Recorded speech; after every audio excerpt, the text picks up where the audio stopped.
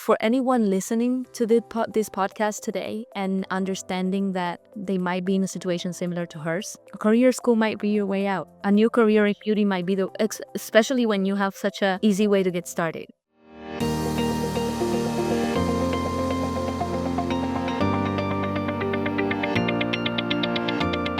Hi guys, welcome to another episode of Class Act, the Career School podcast. I am so happy guys on another episode. Today I have with me Julie Berham. She is the director and owner of Durham Academy, North Carolina. And this school is really special because it's a story of resilience. It's a story of going against all odds and succeeding. How are you today, Julie? I'm great. Thank you so much for having me.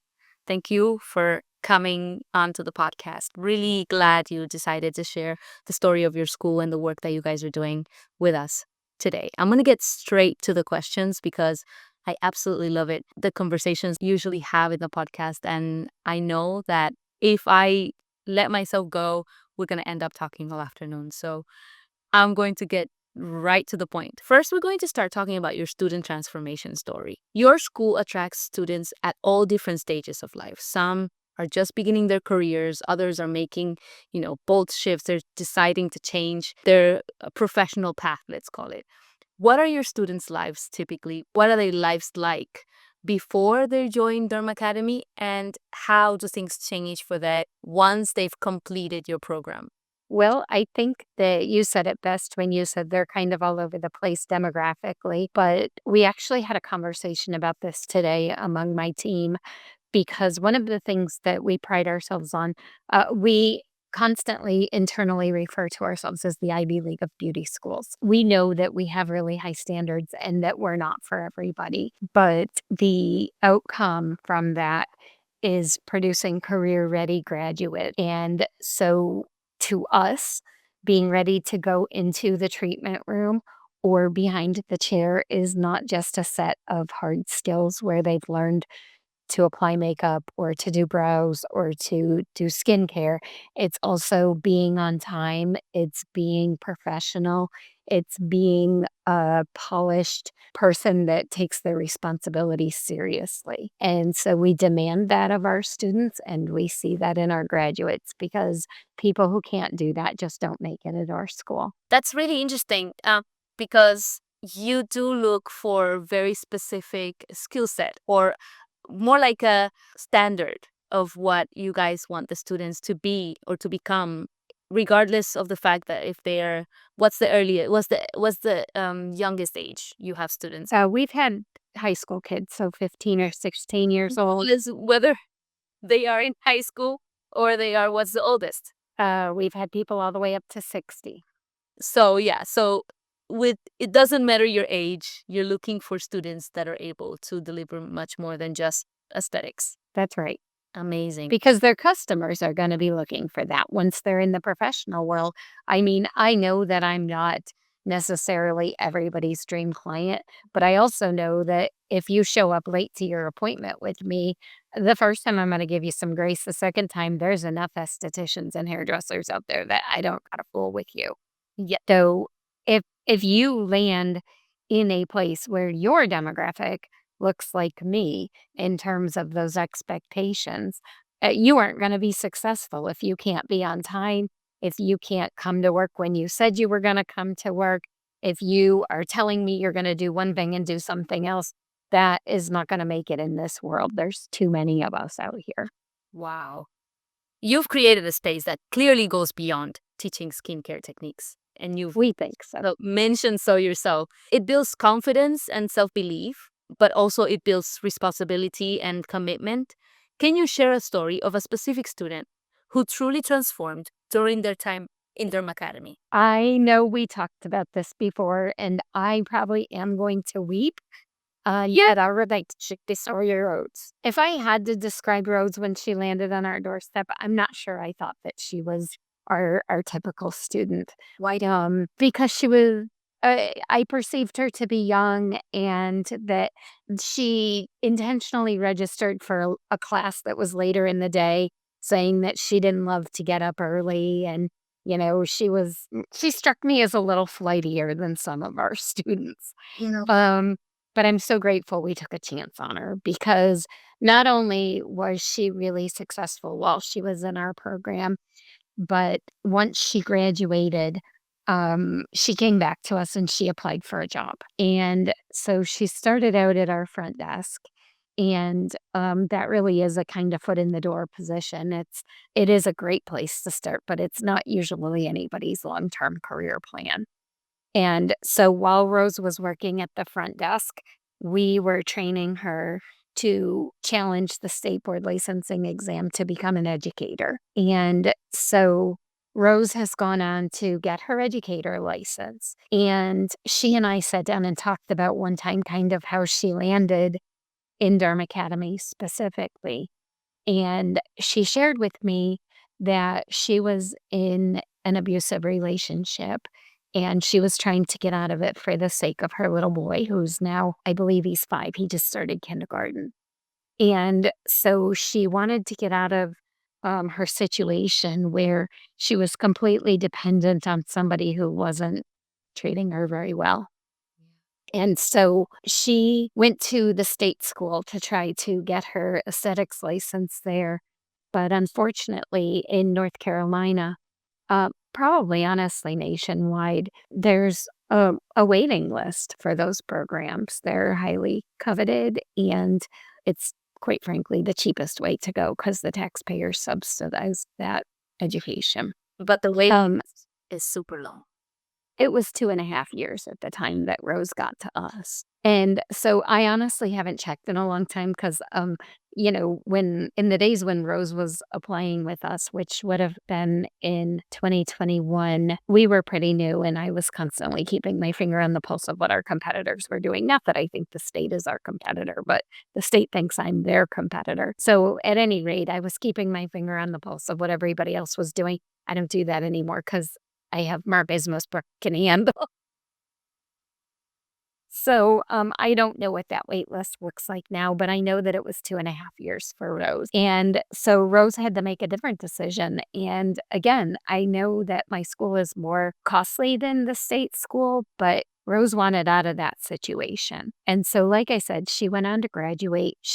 That gave her that foot in the door at our front desk position, which was launching her into this educator role where now she's really one of my pillars in my school. I consider her one of the solid educators that I know I can rely on and that I know my students can rely on to get the kind of education that she got and that I expect from my educators. And so ultimately, the short version of what that means for Rose is that she was able to leave that person.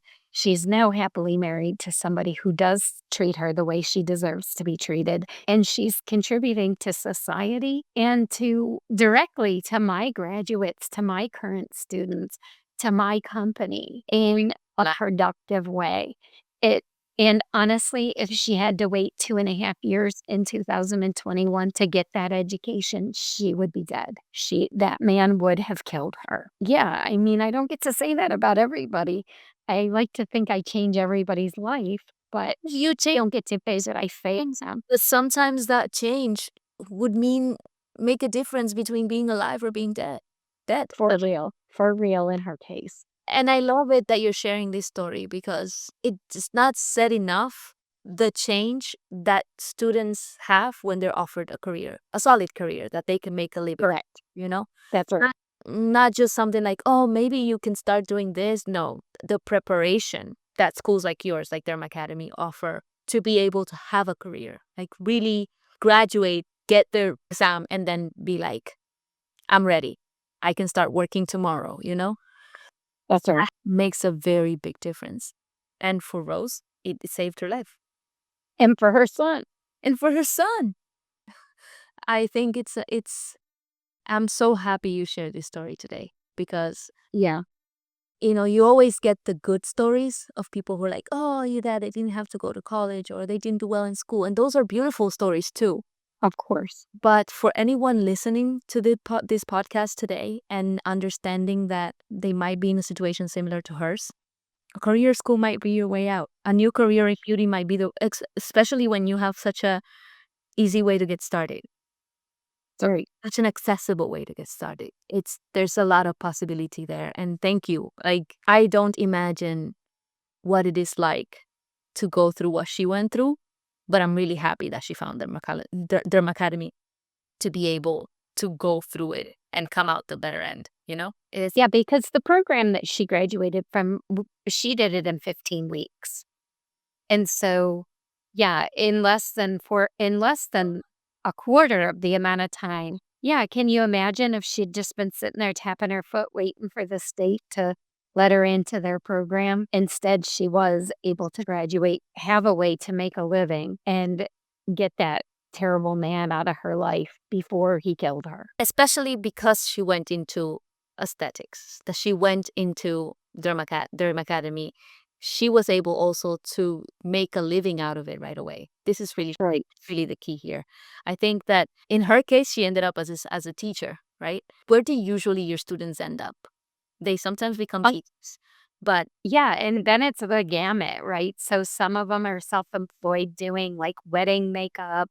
Some of them have gone on to open their own suites or their whole own salons. Some of them work in med spas, so for doctors. Some of them are in a traditional kind of spa, like a Hand and Stone or Massage Envy. We have one person who is selling cosmeceuticals, so to other spas and med spas. So really, it's the whole gamut.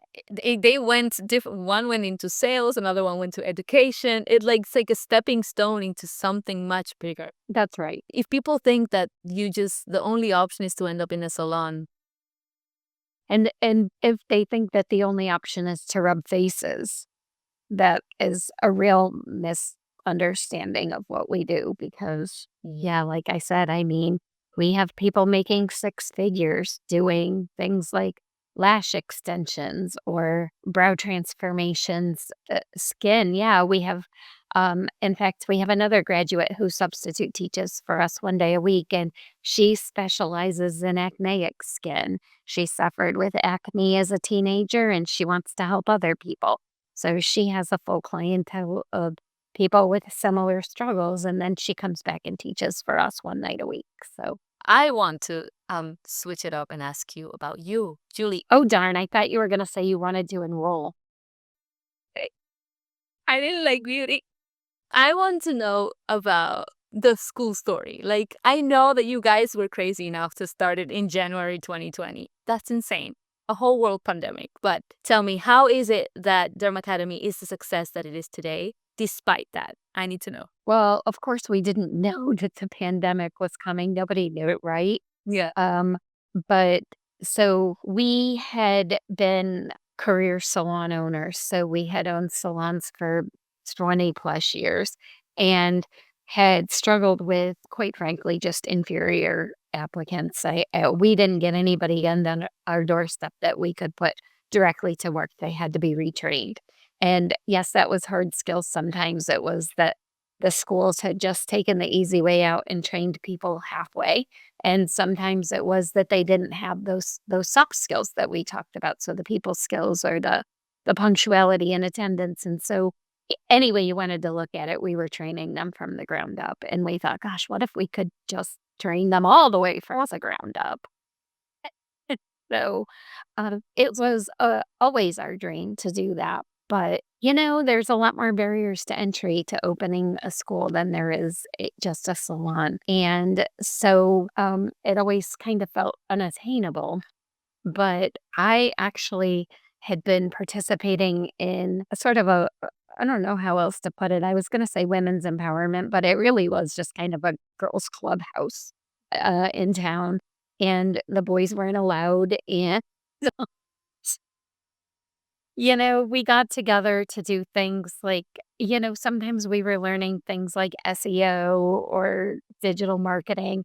And sometimes they had sessions that they called Stitch and Bitch, and people were getting their knitting together and hanging out there. It was kind of a co working space at any rate.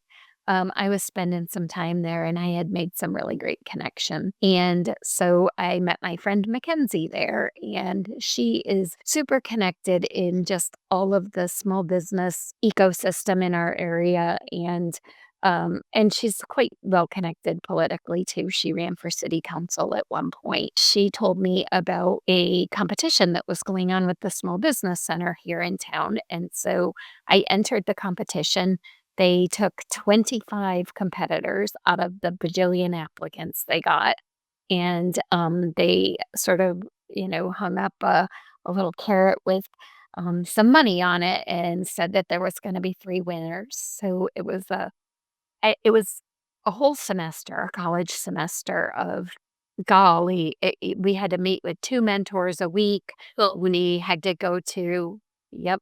We had to go to classes on writing a business plan. We got together and just sort of worked with each other. And so there were people opening coffee shops. There were people opening like gaming rooms. There was life coaches in there. There was a lady that was opening a walking tour in the city for her ethnic demographic.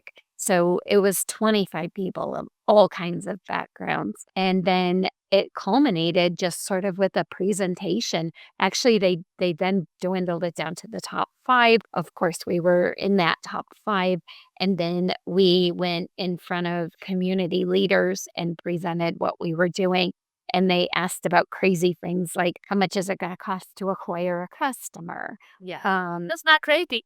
We go all the time in freaking it romance. was not crazy, but if you haven't ever considered that, and as a seasoned business owner, those were kinds of things that I had napkin mathed. But I had to give them real live numbers, and where was I going to get the money if they didn't give it to me? And what does a lease look like for a building like this? And so it was a whole day of presentations. And at the end of that, they awarded us a nice little sum of money. But by that time, we'd already signed a lease. We'd bought a bond so that the state would let us open.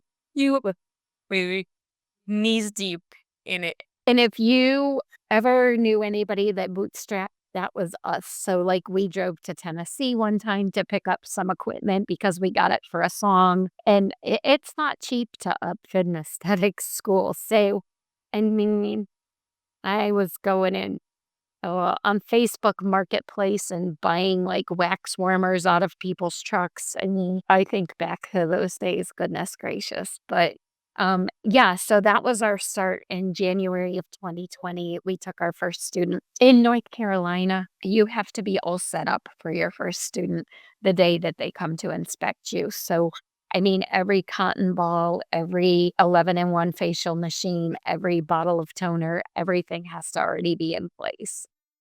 And so, yes, they approved us on, I want to say December 12th of 2019. We had plans to go to Germany to the Christmas markets that year. So we went ahead and did that. We got back and we opened the school on January 2nd of 2020.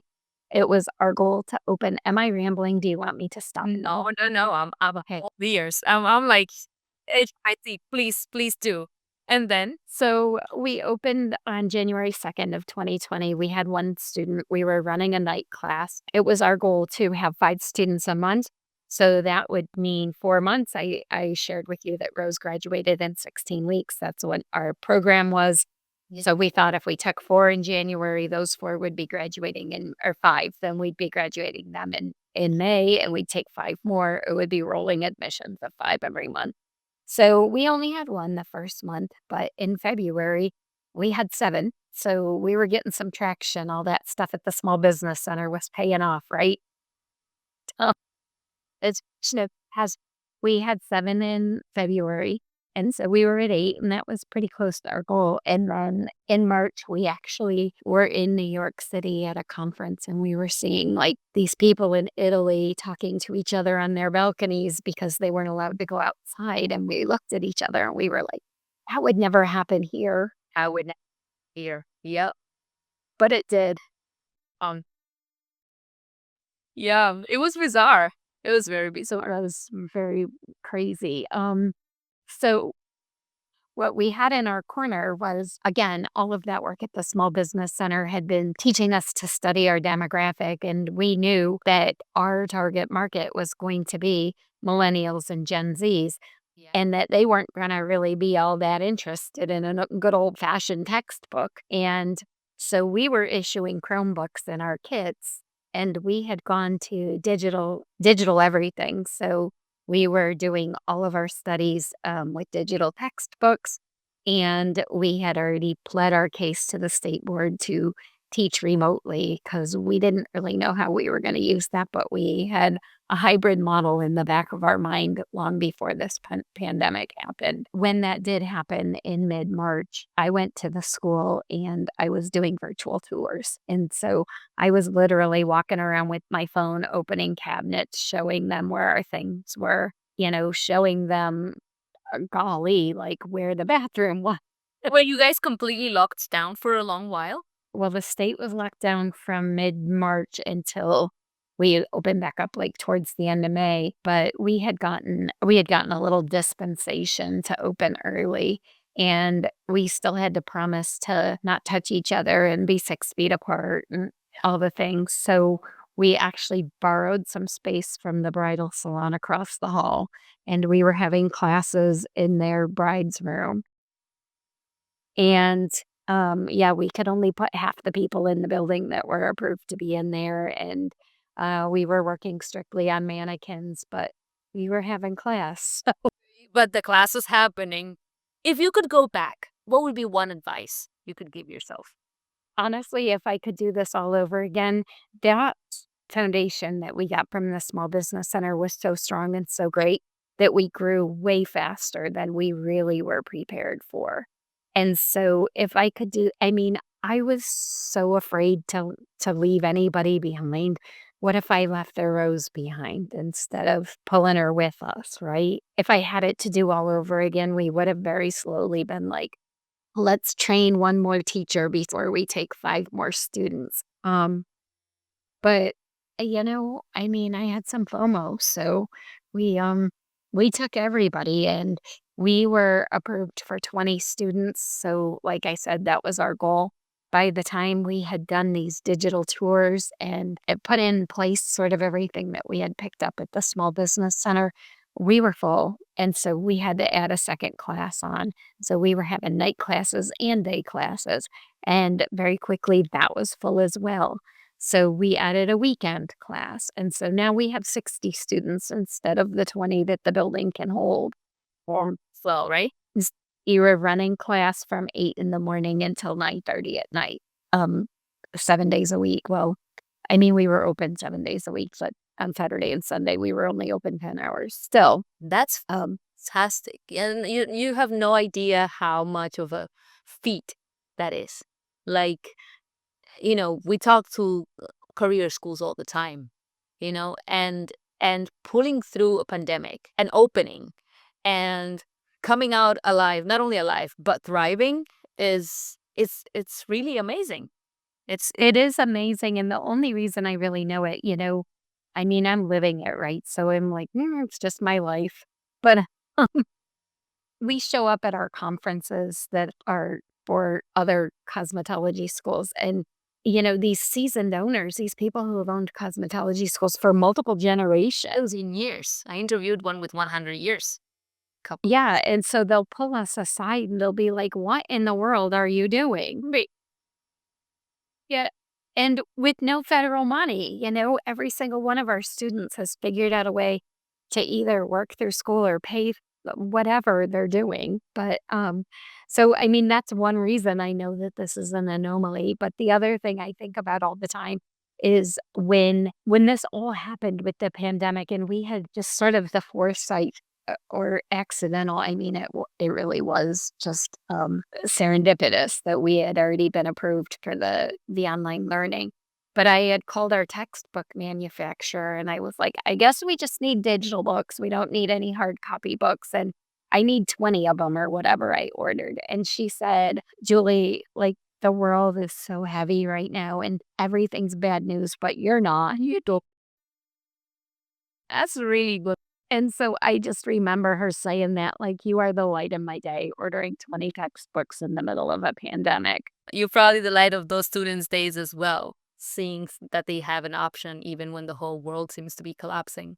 I love how you guys are preparing students for more than just being in aesthetics, right? Just not only a salon person, but a person that is professionally literate, if I can say that, right? Do you think that you've ever had to battle convincing a parent or convincing someone to let them know that this is worth as much as a career, as a career in college is what I mean? I mean, Like, I all I can do is give them the facts, right?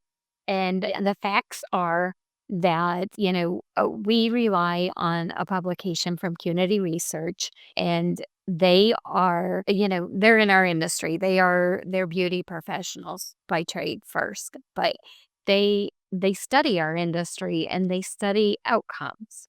And so, what we know as a result of our work with CUNY is that the average income in aesthetics in the cosmetic arts industry, so whether we're talking about massage or barbering or aesthetics or hairdressing, the industry average is around $100,000 a year. And so, yeah, that's the average. There's going to be people that make $35,000 a year. But if 100,000 is the average, that also means there's people making $200,000 a year. And so the real beauty of that to me, aside from the fact that our graduates are doing what they love and making a living at it. So aside from that, the industry average is that we work less than 28 hours a week making that kind of money. So we can go to our kids' soccer games. We can go to book club at night. We can make dinner for our families. We get to balance our work and our life and do things that we love. And so I love to tell parents my very own story where I wanted to go to beauty school as an 18-year-old kid. And my parents said, nope, that's not real school. That's not real money. That's not a real career. You go to university. So I went to university dutifully to please my dad. And by the way, university was really fun, but it was very expensive to get drunk at college. I could have done and stayed home and been done in 15 weeks and been making a living. But instead, I spent 4 years crying. My parents probably spent the next 15 years crying as they paid off those eyeing off those. And I landed with a bachelor's degree that I've never used one day in my life because when I finally could put my own self through school and do what I wanted to do, I found a lucrative way to do what I loved that doesn't have anything to do with, psychology and English literature. Of course. You actually, are getting paid very nicely for it. That's right. You Yep. have to invest a house worth of money to be getting So, educated. like I said, I'm sure that my parents wish they could have that 4 years of tuition back, but it is what it is, right? What it is. Yeah. And do people react well to you telling them the facts? I guess they do, right? Um, They end well, link.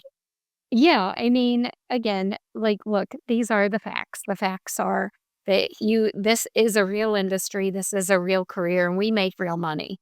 And, Yeah.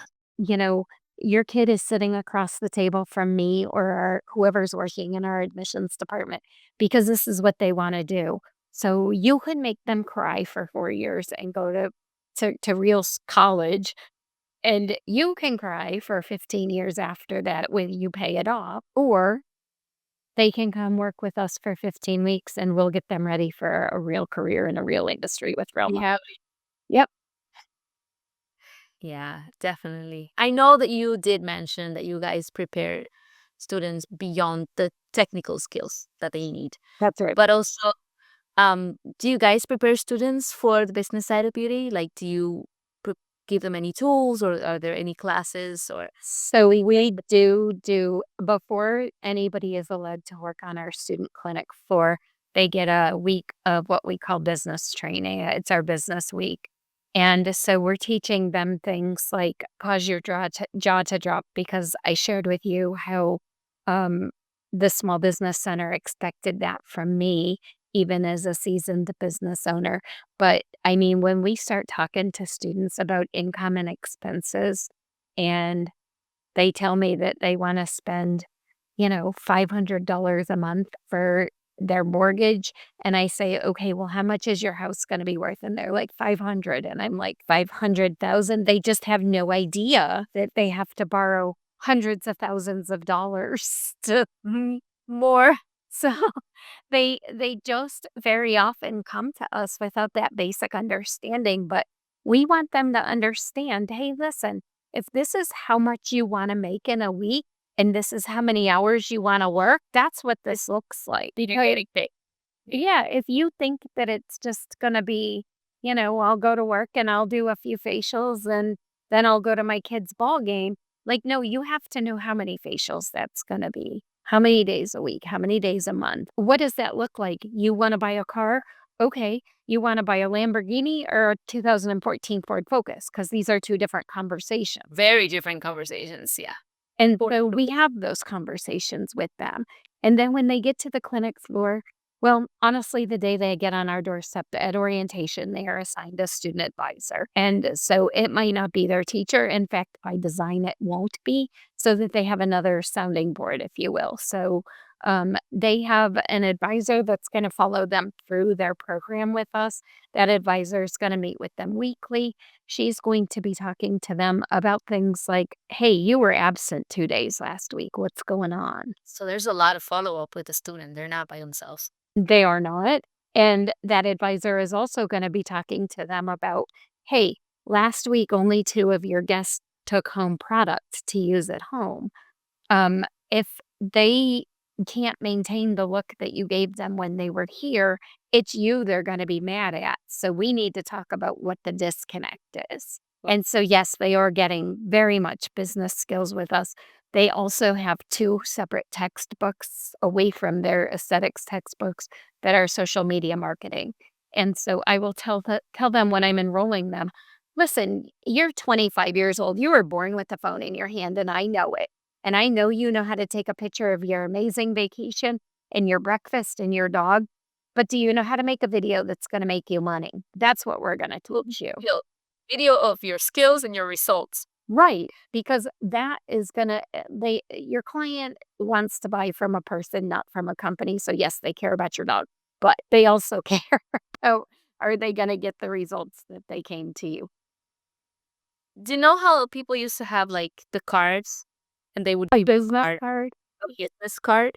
That's people's business card now, except it speaks and it shows the results that you can deliver. And we talk to them about, hey, this picture you took yesterday of your client, look at her lunch is on your station. That's disgusting. Nobody wants that. Let's take that picture down. As beautiful as her lashes are, it's great. It's so funny because, you know, you're a professional, you know what you're doing. Obviously, your school is doing so well. But as someone from the outside, you don't really think about it. You don't think about those things unless someone comes and points it out for you. But you do, because when you're going to a new salon, are you not looking at in the background, there's 42 kids running around? That's not where I'm Yeah. Yet as a not as a person who's doing this, right? Right. Yeah. But if your customers are doing that, then you better be too, because if you've got empty Coke bottles on your station and somebody like me is shopping you, you're not going to be successful. Yeah, yeah, definitely. Like I love talking to you about this because it's number one, you're very passionate about it. I am. You know your students, and this is exactly what is needed from a career school, from any school, not only Derma Academy and aesthetics, but to have that commitment to be able to change lives the way you guys are doing. I will ask you to please, in this moment, let our listeners know which is the best way to reach you, to reach your admissions person. How do potential students reach Derma Academy? What's the best way to contact you? Yeah. So, I mean, it kind of depends on why they want to contact me, right? Because if we're going to talk like you and me are right now, then Honestly, that's still probably the best way is to go to our website and go through our admissions department because I so often am working off campus or remotely that calling the school is almost never going to connect you to me immediately. So, yeah, our website is www.dermacademync.com.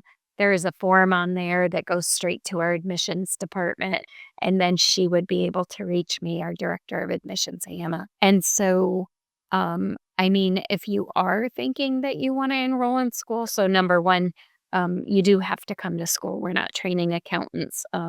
You have to touch skin to learn skin. That's all there is to that. Some of it can be done remotely, but there's a great big hands on piece too. It does happen only in North Carolina right now, but we stay full. So if you're thinking that that's your path, you probably want to come as soon as you can and have a tour with Hannah and talk about all the details because I don't have a single seat available right this second. But if they want to, Yeah, we hadn't. then dedication is going to change their lives. That's right. So we do know that we have some seats available. The middle of January will be the soonest that somebody could get started with us. Very, very nice to hear. I want to make sure that the listeners know that that's Derma Academy with one A. So Derma, Derma Academy. So Cademy. So Derma Academy, not two A's, just one. That's right. Yep. You just want to know, want to go directly to their website. That's going to be on the show notes. Also, make sure that if you are a school owner, you download our 10 steps to increase your enrollment in the show notes. And thank you so much, Julie, for coming. Thank you And for having me. This was fun. thank you so much to the listeners, and see you guys in the next episode.